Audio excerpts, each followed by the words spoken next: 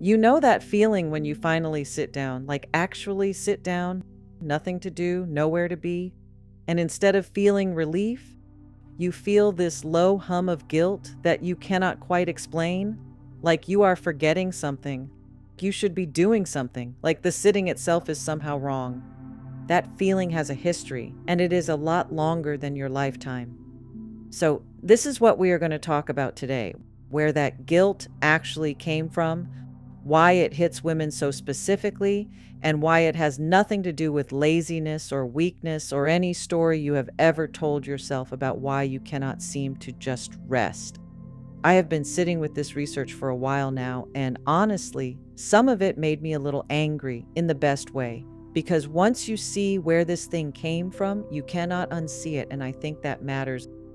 Let's start about 500 years ago. During the Protestant Reformation, we are talking the 1500s and 1600s, a new idea started spreading through Europe and eventually into the colonies that would become America. The idea was this: hard work is not just practical, it is moral. It reflects the character of God. Idleness is not just unproductive, it is sinful. The Puritans took this further than almost anyone. They genuinely believed that how hard you worked was a signal of your spiritual worth. Rest that was not earned was a kind of failure, not just a personal failure, a moral one. Now, here is the thing: that belief system did not stay in the 1600s. It got absorbed into the culture so completely that most people living inside it cannot even see it anymore. It just feels like how things are. It feels like the obvious truth that people who work hard are good people and people who rest too much are failing somehow. That guilt you feel on a Sunday afternoon doing nothing, that is a 500-year-old religious instruction still running in your nervous system. It was not born with you. It was installed long before you arrived. But here is where it gets more specific.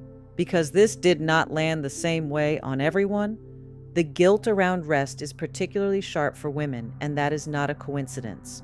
For a very long time, a woman's value was measured almost entirely by what she was doing for other people at any given moment. Her worth was relational, it was visible, it was performed through labor, domestic, emotional, social. A woman who was seen resting was a woman who was visibly failing her role, and that association got wired in deep. So deep that most women do not experience it as a cultural message.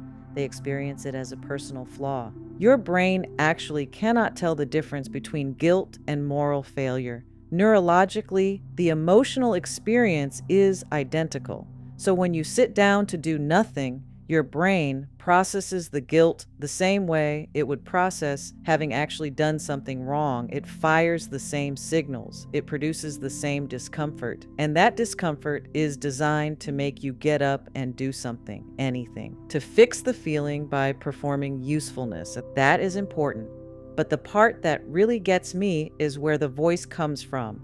There is this concept in psychology, the superego, which sounds very clinical, so let me just say it plainly. It is the voice in your head that sounds suspiciously like every person who ever made you feel like you were not doing enough.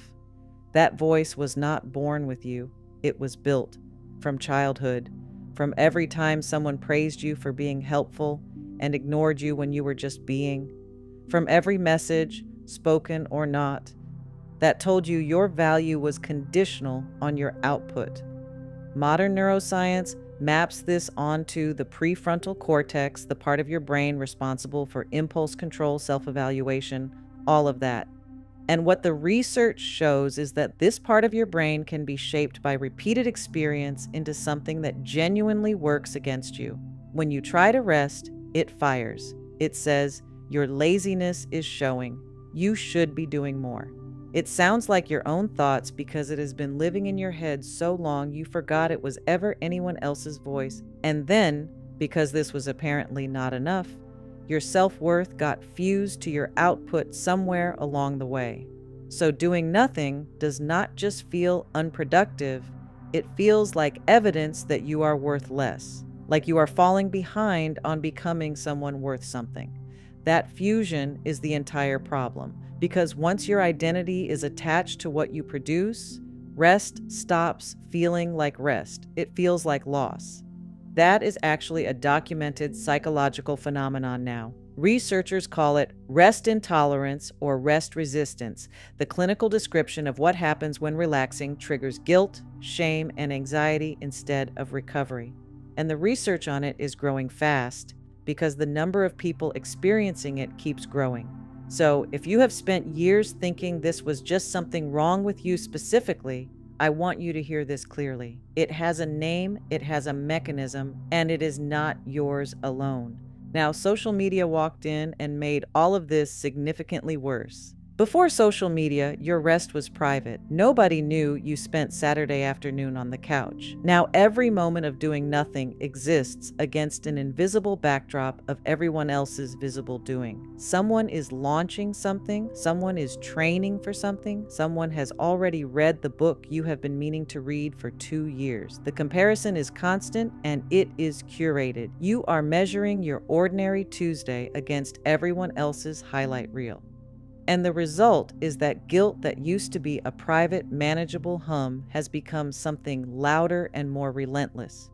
But here's the part that I think about most. When you are sitting there doing nothing and feeling terrible about it, your brain is actually doing some of its most important work. There is a system in the brain, the default mode network, that activates specifically when you are not focused on a task. This is where consolidation happens, where creative connections get made, where your mind quietly works on problems it could not solve while you were busy. The moments you feel most guilty about doing nothing are often the moments your brain is most productively processing everything that came before. The guilt interrupts the very thing it claims to be protecting. And Stanford research found that once you work more than 50 hours a week, your output actually starts to drop. Past 55 hours, there is virtually no increase in what you produce. You are just burning. The guilt that pushes you past that point is not protecting your productivity. It is destroying it while convincing you that stopping is the dangerous choice.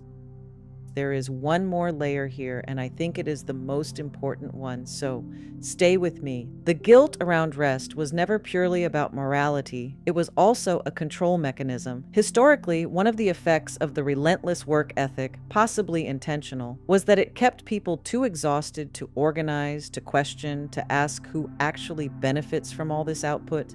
People who are perpetually tired and guilty about slowing down do not have the energy to ask why they are working this hard or what they are getting for it. That is worth sitting with for a moment. And your body knows all of this even when your mind is still arguing. Your nervous system is governed by homeostasis, the drive toward balance. Rest is not optional for that balance, it is required. The guilt that tells you to keep going is simultaneously destroying the system it claims to be protecting. Chronic guilt about rest leads to perfectionism, anxiety, difficulty feeling satisfied, a running internal narrative of not enough. The thing that was supposed to make you more productive is what makes rest impossible, which makes you less productive, which makes the guilt louder. It is a loop, and it was never about you. So here's where we land. The guilt you feel when you do nothing is not evidence of laziness. It is not a character flaw. It is not proof that you need to try harder or be better or figure out how to manage your time more efficiently. It is a 500-year-old program, reinforced through childhood, amplified by culture, sharpened by social media, and aimed with particular precision at women. Because women were always the ones whose worth was most visibly tied to their labor. You did not build this, you inherited it. And the reason that matters, the reason I wanted to trace the whole line back to where it started, is that you cannot really question something you think is just true. You can only question something once you can see it as a thing that was made. This was made by specific people in a specific time for specific reasons. And most of those reasons had nothing to do with your well-being. And that is the whole thing. That is what I wanted you to have. If something in this landed for you, I would genuinely love to know which part. Drop it in the comments because I read them, and conversations like that are why I keep making these videos. And if you want to go deeper on the psychology of how women internalize cultural messages about worth and identity, the video on the mother wound is a natural next place to go. It picks up almost exactly where this one leaves off. Subscribe if you want to keep following this thread because there is a lot more of it to pull. But mostly, just let yourself sit with this for a minute. You have earned the rest.